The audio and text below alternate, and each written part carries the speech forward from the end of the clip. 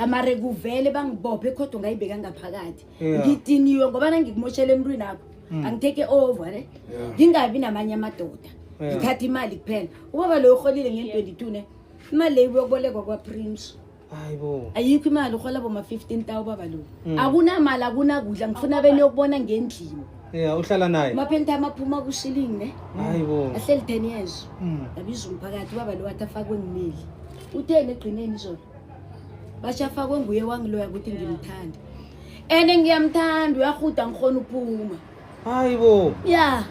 mara nakangiloyile akangithande nangilalela uyokubanga umhlaba ukuthi umhleke ngoba nakangiloyile akangithanda angangishiteli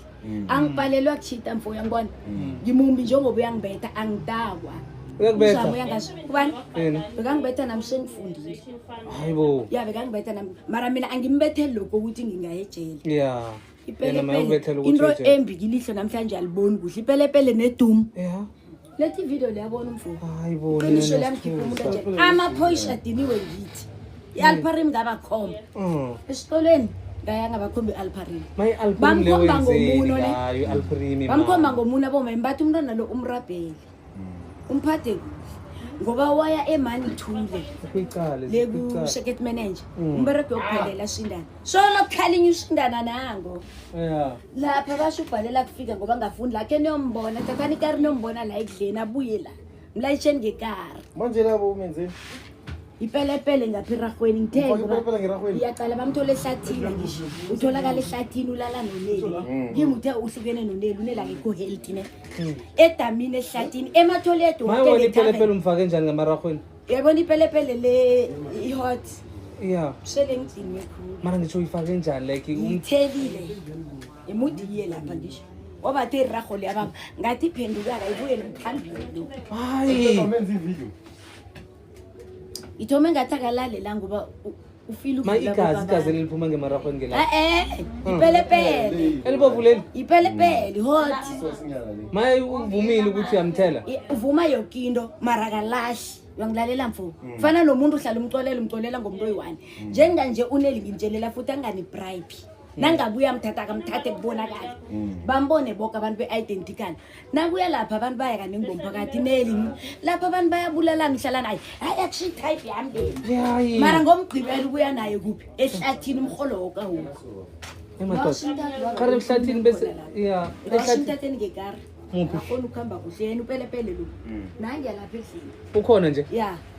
lo ngafuni ngisho la ngibasho umthatheni nje ungirabhela ngokuthi basho uyalapha basho uyobatshela i-tribal ukuthi washona la yonke into ngeyami ngingamfaki ngidiniwe ngifuna bambone ngesikolweni bamkhalime khulu la bamkhalime khulu ekhodo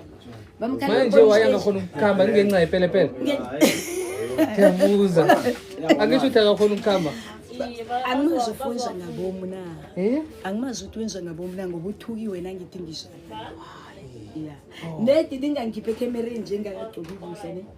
ngizokubhadala igqoke kuhle ngibeka fall indaba yami mina nginamahloni namadede ukuthi ngiyawasha bayangihleka anginamahloni maripeya ngiyitholi ngangena esikolweni bekathi naceda ukwasha udede athi uholela ngumema ngatshela uprincipal athi no nge uholele ngumema kunomuntu owasha udede bakho akhonakali mfuni lokho mina ngibatshelwa imali lokho babhizi bakupriva ngemali indaba ezikhulu mfo yangibona nginjani la ngibusela utshana wangifundisa wangihlaba ngelitshe lana abalifilade ekhaya bangangiboni wangiphinda ngephanga lane angithi yena waphika amacala akhe ngabuya ngephanga leya la ngabosha amalanga ayi-9 ekwaha ekhaya bangiboni and then umkhondo lo uqeda ukuphula uvuvukile ungaka ne kwaha bangiraha bangibethe ne ngingena ekwaha ngivuvukile iloya nayithi ikhambi yekwaha labo athenda khona ikliniki bala ukukhuluma basha bakangivulela ifile bengivakatshile bebabona ukuthi kunemali kuyofanele ngiyithola yabona mara ukuthi impilo ebuhlungu noma sokuthutha sokuvala ubuso usubakhulu basifuthi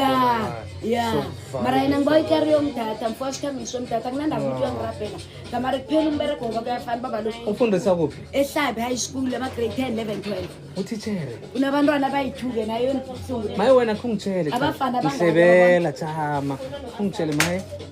ukwakhela umuzi or ngihlala nethu ungiphile uphile maye ufakazi kuphi maphepha abhaliwe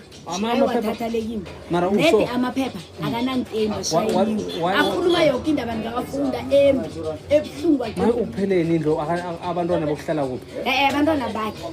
noma angiphila ngiyokuhlala nabo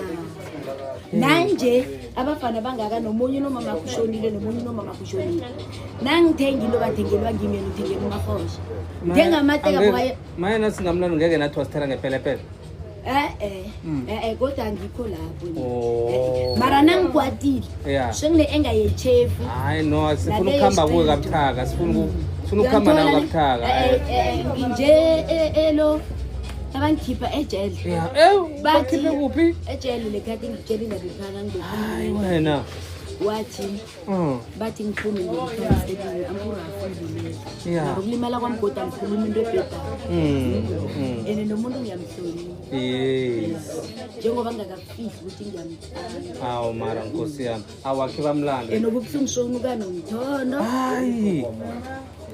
umthondo khanda kagezi rehe unukumthondo ngiyomthathela ne-anda lakhe nje lengihlama ezinye ezisekhabo ngifuna iproof nje hayi wena nethi ngoba nje nibereka nabantu ne angikhona ukunikhipha ngithumela umhlana omunye malini 250 ngithi khambe ukuthatha abantu beka-identical wa-aphethe 300 wathi khe bathi 350 ne ngibababa lo ngithi ngiyobuya yabona angikhoni ukuya niyangithola mara ipolish eshidilwe ngingoba ngiyambopha ngicime ngimbophe ngicime nginorhawukela manje into yokulamlela ninombereko wena kuvela umhlaba wonke ya ubhale noma bamtshela ukuthi laba ukhipha incwadi manje wena uze naye nawuza nayo thizeni yakhe ngimtshelile angawajwayela amanga angamtsheli ke angisho ngimtshelile ngiwa la maye bamlando ngekolweni ya bamlandu la machanganeni ekudleni ladla inkomo hayi ungathi abantu machangana akakhona ukuhamba kuhle ethi ungathi abantu machangana ithi yamaphana nangomuntu ongiphethe makhelwana makhelwana ngafika ngiyile yakhumbula lapho bengafuni ukumfaka mfundo mara iyangithumela ukuthi uneli nangabe uhlala nojana kahlale nojana uneli wakamthombeni lo lokuliwa ngayo from 2017 hayibo basho noma aphathe liqude lomkakhe uhlukana nomkakhe balele toilet afaka iporiyana ayi hayi beyani nina niphethe ubaba lo uphethe iflaha lendaba isandeni hayi siyakhamba lapho ngiyaya ngoba ningamveledishi kwanje nimtshela ukuthi ngisho ngekulumo akhona ungitshela konke ukuthi baba shiba uhelebha ukhuluma iqiniso oh yes oh thina madoda thina sifuna